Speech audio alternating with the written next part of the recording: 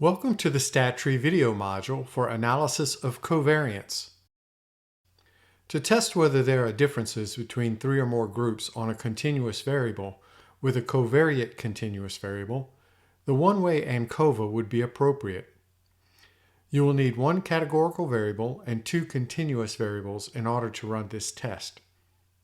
In looking at the preferred entertainment viewing survey, demographic question A is categorical with two nominal values and would be appropriate for the independent variable.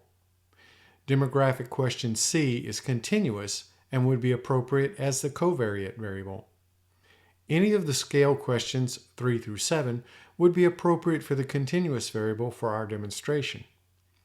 For this demonstration, we will use question 3. To run the one-way ANCOVA for differences in Spider, type in the following Python code.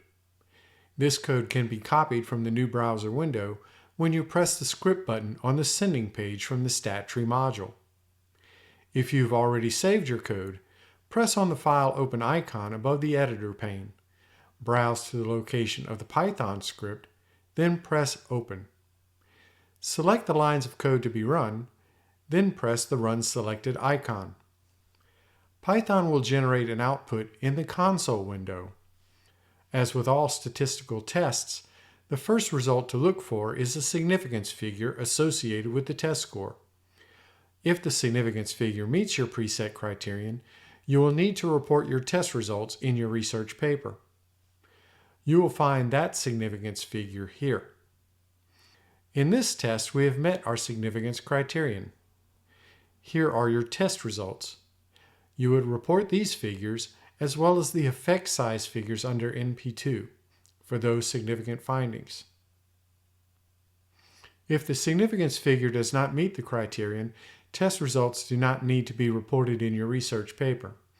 However, you will need to report that the test failed to find a significant difference or relationship in the data. To see what this output looks like, along with a reporting example, press the Output button on the sending page from the StatTree module.